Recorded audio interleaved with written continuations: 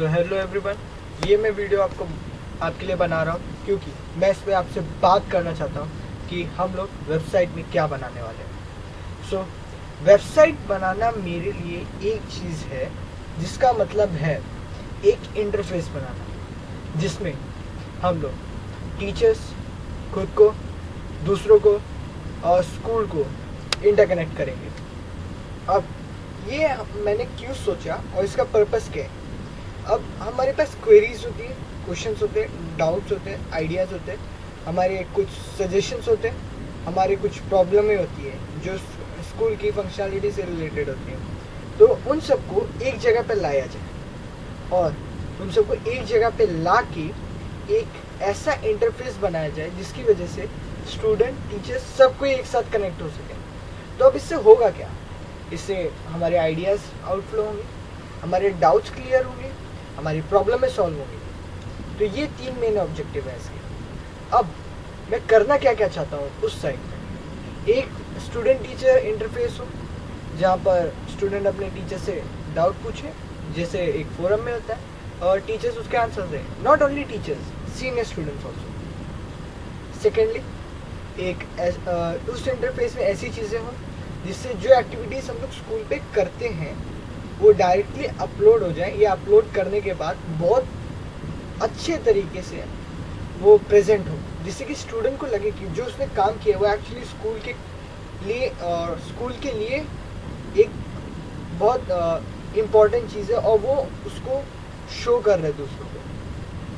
Then third fourth जो भी चीज़ है, अब इससे करना क्या है हमें, फोर्थ चीज़ है कि एक ऐसा इंटरफेस बनाया जाए जहाँ पर हम लोग अपने रिजल्ट एनालिसिस कर सकें। क्योंकि अब ज़्यादातर होता क्या है कि हम लोग टेस्ट पेपर देते, कई बार रिजल्ट्स आते हैं हमारे सामने, कई बार नहीं आते, हम लोग टेंशन में आते हैं। हम लोग एक्चुअली कोई एक ऐसा ग्राफ नहीं बनाते कि हम लोग को पता चल सके कि हम लोग ने किया क्या, हम लोग स्टार्टिंग में कैसे थे, लास्ट में कैसे डाउन हो रहा है या इम्प्रूव हो रहा है हमारा ग्राफ। तो ये सब चीज़ें हमारे पास नहीं है।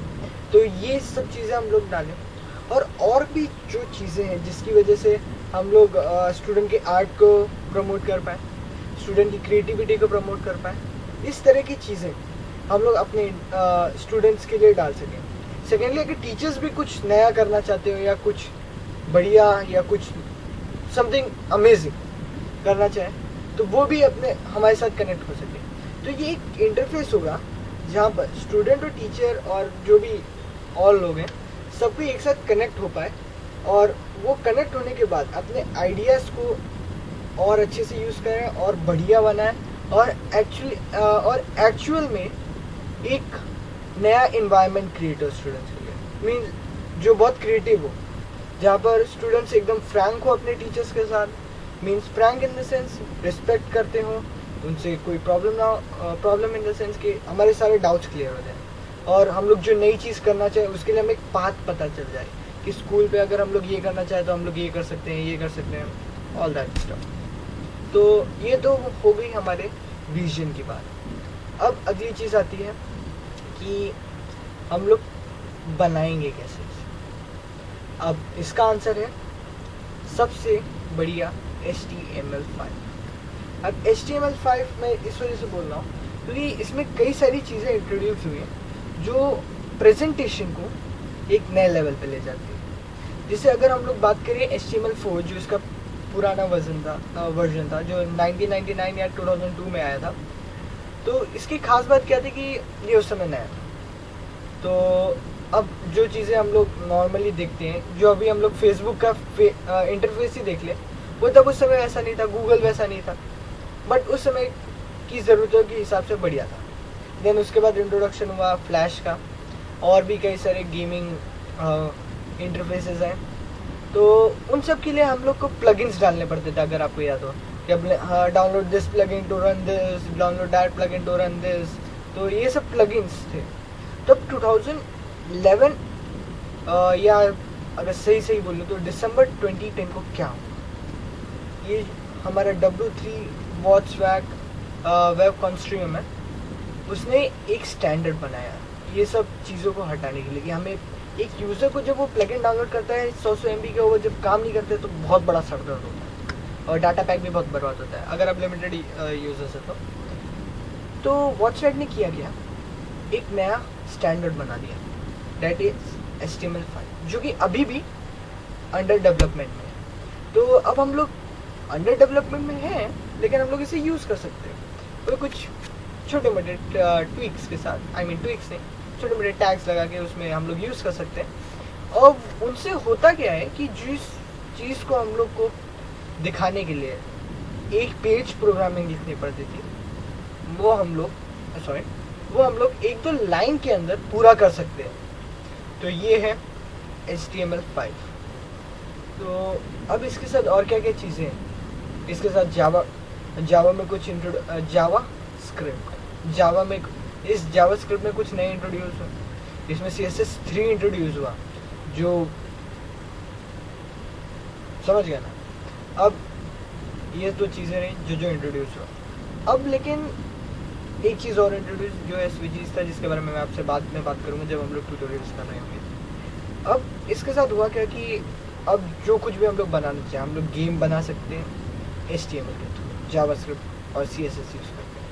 हम लोग डिज़ाइंस बनाना चाहें, हम लोग कस्टम साइट्स बनाना चाहें, हम लोग एक्सट्रीमली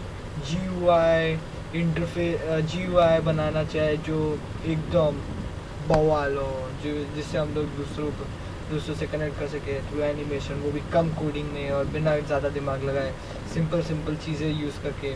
तो ये इंट्रोड्यूस हुआ। तो ये तो थी हमारी चीज़ें अब जो सीखनी थी। अब बारी आती है कि अब आगे क्या करना है। आगे हम लोग को कुछ टॉपिक्स हैं जो मैंने लिस्ट आउट किए हैं, जो हमें सीखने होंगे। पहले 3 चीज़ें हैं जो सबको सीखनी पड़ेगी, वो है HTML के नए टैग्स, दूसरी है CSS सीखना पड़ेगा, एंड तीसरी चीज़ है जावास्क्रिप्ट। ये तीनों चीज़ें सबको सीखना कंपलसरी है। अब ये चीज़ें सीखने के बाद हम लोगों को क्लासीफाई करेंगे अलग अलग ग्रुप्स में। तो एक ग्रुप होगा जो हमारे लिए इंफॉर्मेशन कलेक्ट करेगा, फॉर्मेट करेगा इंफॉर्मेशन।